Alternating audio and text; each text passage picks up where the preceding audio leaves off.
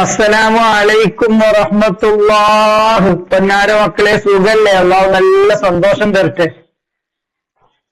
നമുക്ക് ദുറൂസുൽ ഇസ്ലാം 3-ാം ക്ലാസ്സിലെ ദുറൂസുൽ ഇസ്ലാമിൽ 12-ാമത്തെ പാഠം തുരീഖുൻ മിനൽ ജന്ന നമ്മൾ നേരത്തെ പാഠഭാഗം വായിച്ചിട്ടുണ്ട്.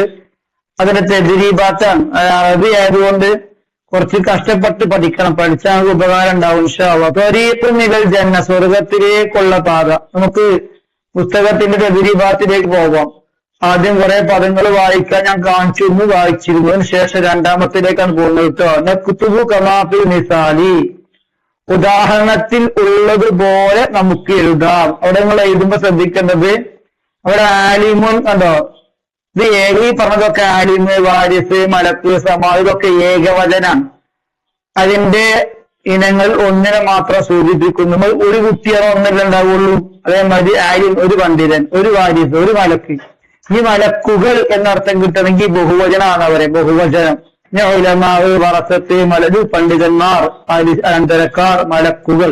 അപ്പോ തോന ആൾക്കാരെ പറ്റി പറയുന്ന നെയ്മുണ്ട്, ഇസ്മുണ്ട്.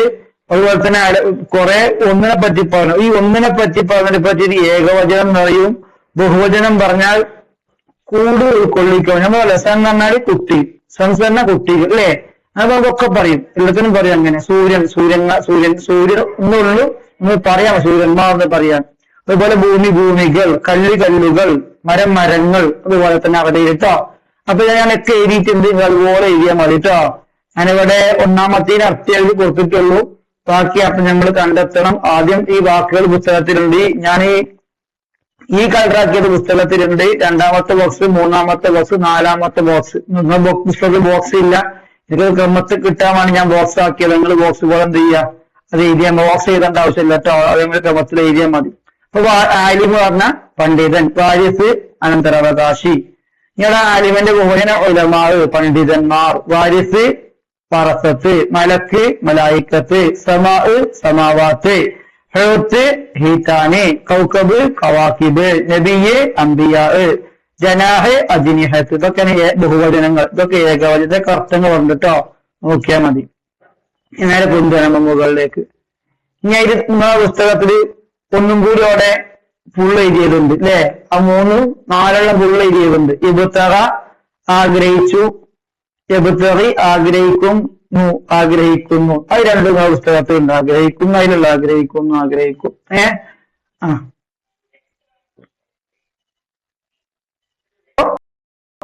ആഗ്രഹിക്കും. നമ്മളെ പുസ്തകത്തില് അറാദുണ്ട്. നമ്മൾ ഇതിന്റെ ഫ്യൂച്ചർ കൊടുക്കണം. പ്രസന്റ്, ഫ്യൂച്ചർ ഒക്കെ പറയും. ഇവിടെ പ്രസന്റ് ആണ് എഴുതിയിരിക്കുന്നത്. ഇവിടെ പാസ്റ്റ് ഫ്യൂച്ചറോ പറഞ്ഞിട്ടുള്ളത്.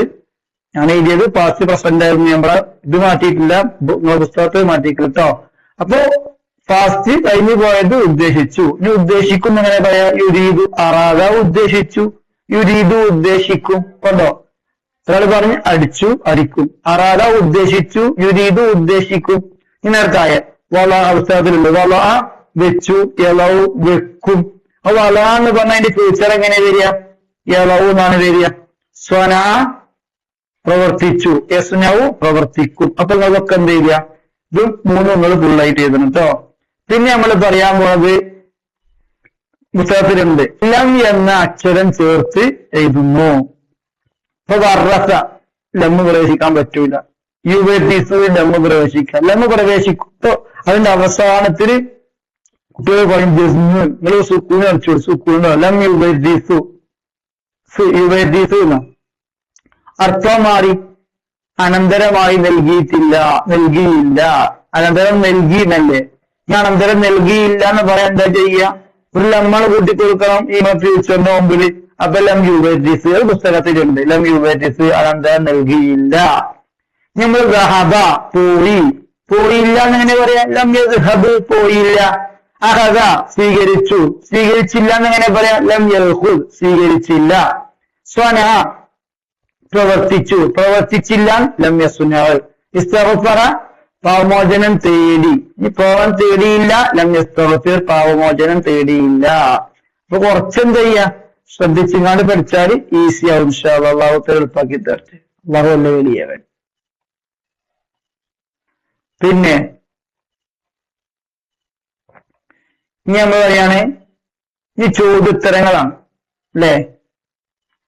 നുജീബ് ഉത്തരം എഴുതാം. സഹലല്ലാഹു ലഹു ത്വരീഖൻ ഇലൽ ജന്നത്തി ലിമൻ, അള്ളാഹു സ്വർഗ്ഗ കവാടങ്ങൾ സ്വർഗത്തിലേക്കുള്ള വഴി എളുപ്പമായി കൊടുക്കുന്ന ആർക്ക്. അതിങ്ങൾ എഴുതേണ്ടത് തിരിയാൻ വേണ്ടിയിരിയതാ. പിന്നെ അറബി ചോദ്യം ഉണ്ട് പോലെ. ആ ചോദ്യത്തിന് ഉത്തരം നമ്മൾ അറബിയിൽ തന്നെ എഴുതണം. അറബിയിൽ ചോദിച്ചാൽ അറബി പറയണം, ഇംഗ്ലീഷ് ചോദിച്ചാൽ ഇംഗ്ലീഷ് കുഴപ്പമില്ല കണ്ടപ്പോ ഇത് മലയാളത്തിൽ അറിയാത്തൊന്നും എഴുതണ്ട. മൻ സലക തരീഖൻ യബ്തഗി ഫീഹി ഇൽമാ, വിദ്യ തേടിക്കൊണ്ട് ആരെങ്കിലും ഒരു വഴിയിൽ സഞ്ചരിച്ചാൽ അവന്. അപ്പോ സഹലല്ലാഹു തരീഖൻ, സഹലല്ലാഹു ലഹു തരീഖൻ ഇലൽ ജന്നത്തി ലിമൻ, അതിന്റെ നേരത്തായ എന്ത് ഉത്തരം എഴുതുക? മൻ സലക തരീഖൻ യബ്തഗി ഫീഹി ഇൽമാ. ഇനി രണ്ടാമത്തെ ചോദ്യം എന്താണ്? ലിമൻ തലഉൽ മലായികതു അജ്നിഹതഹ, മലക്കുകൾ അവരുടെ ചിറകുകൾ താഴ്ത്തിക്കൊടുക്കുന്ന ആർക്കാണ്? ത്വാലിബുൽ ഇൽമി ബിമാ യസ്നഉ. ഇത് അങ്ങനെ തന്നെ എഴുതണം കേട്ടോ. ഇനി മൂന്നാമത്തെ ചോദ്യം, ലിമൻ യസ്തഗ്ഫിറു ലഹു മൻ ഫിസ് സമാവാതി വൽ അർളി, ആകാശത്തും ഭൂമിയിലൊക്കെ ഉള്ള ആളുകള് പൊറുക്കലിനെ തേടും ആർക്ക് വേണ്ടി? ആർക്കാണ്? ആകാശത്തും ഭൂമിയിലൊക്കെ ഉള്ള ഒരു പൊറുക്കൽ ആലിമി, പണ്ഡിതന് വേണ്ടി കേട്ടോ. അല്ലാഹു സുബ്ഹാനഹു വ തആല ചോദ്യം ഉണ്ട് അല്ലേ. എന്താണ്? മൻ ഹും വറസത്തുൽ അംബിയാഇ, ആരാണ് പണ്ഡിതന്മാരുടെ അനന്തരക്കാര്? മൻ ഹും വറസത്തുൽ അംബിയാഇ, അൽ ഉലമാഉ ഹും വറസത്തുൽ അംബിയാ, പണ്ഡിതന്മാരാണ് പ്രവാചകന്മാരുടെ അനന്തരാവകാശം. നിങ്ങൾ ഈ റെഡ് കളറുള്ളത് മാത്രം എഴുതിയാൽ മതി. പുസ്തകത്തിൽ റെഡ് ഉള്ളത് മാത്രം കൂടെ എഴുതുന്നതുള്ളൂ കേട്ടോ. അള്ളാഹുവേ നീ കബൂലാക്കണേ അല്ലാ, ഞങ്ങൾക്ക് നല്ല ഓർമ്മയും ബുദ്ധിയും തരണേ അല്ലാ, ഞങ്ങളെ ഉമ്മ ഉപ്പ ഉസ്താദുമാർക്ക് സർവ്വഭാഗങ്ങളും പുറത്തു കൊടുക്കണേ അല്ലാ, മരണപ്പെട്ടവരുടെ സ്വർഗം അക്കണേ ഖബറല്ലാഹ്. അസ്സലാമു അലൈക്കും വറഹ്മത്തുള്ളാഹി തആല വബറകാതുഹു.